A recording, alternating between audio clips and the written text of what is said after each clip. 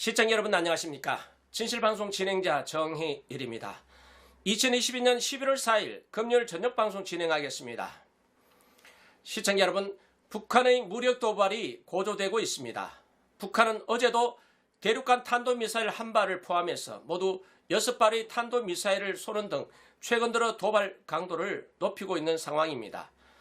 한미연합 공중훈련인 빌런트 스톰에 강하게 반발하는 북한은 전달 분단 이후 처음으로 동해 북방 한계선 NLL이죠.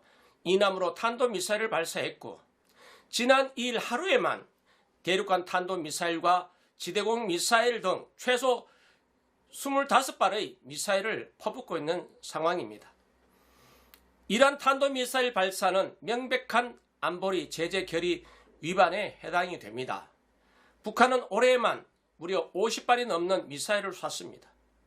북한의 이런 행위들을 결코 용납할 수 없다는 메시지를 북한 김정은 정권에게 전해야 하는데, 지금 윤석열 정부의 외교 라인이 역부족임을 지적하지 아니할 수가 없습니다.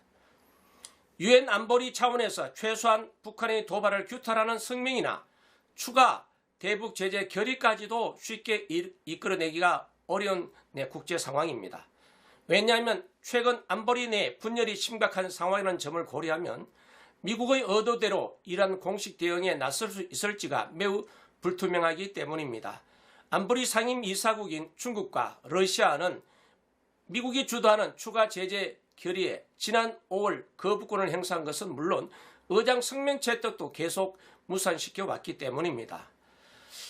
자, 진실방송 진행자는 중국 정부의 도움을 이끌어내는 지도자가 절실히 필요한 시기다라고 저는 판단합니다.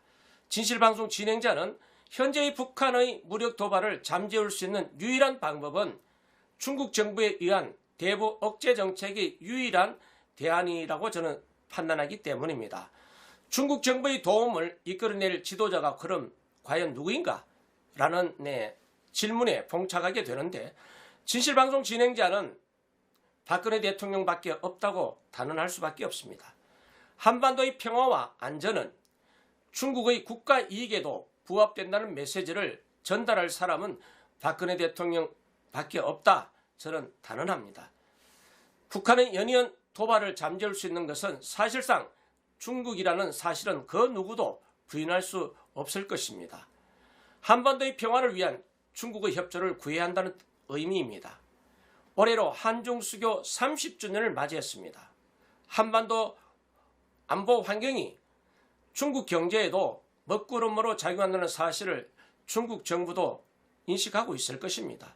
현재 북한의 무력 도발이 이미 임계점을 넘어서고 있고, 한반도 평화와 안전은 중국의 국가 이익에도 부합된다고 누군가는 중국의 메시지를 전달해야 하기 때문입니다. 현재 한국 내 중국 정부와 대화할 수 있는 분은 저는 사실상 없다고 봅니다.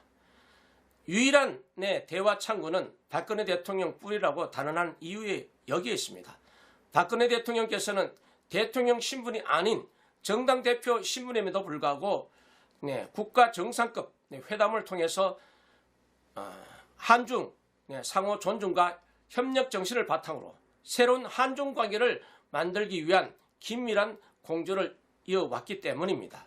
지난 20년간 중국은 대한민국 제1교육이었던 만큼 경제협력은 양국에 큰 도움이 될 것입니다.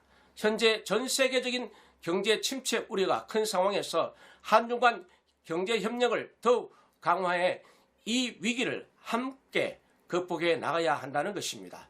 한반도는 특히 중국과 연결이 되어 있습니다. 한반도의 영내 평화와 안정을 이루는 건 중국 국가 이익에도 부합하기 때문에 안보 상황을 진정시키는데 중국도 적극적인 역할을 해달라고 주문하고 요구해야 하기 때문입니다. 자, 시청자 여러분, 지금 이 세계적 긴축 통화 시대, 고유가, 고물가, 고금리, 급기야 러시아 우크라이나 전쟁을 통해서 이제 식량 위기, 자원 위기 상황에서 이제 북한마저 도발의 본능을 숨기지 않고 있습니다.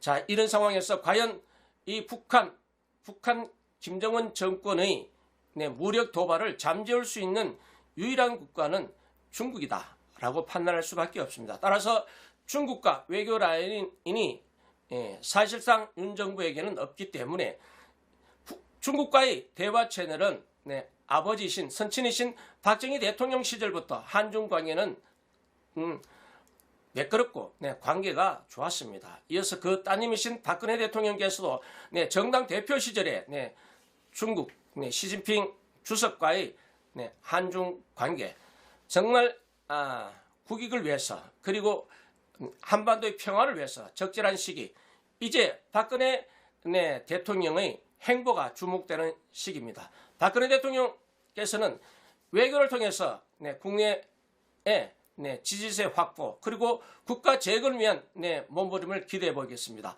자, 오늘 여기까지 하겠습니다.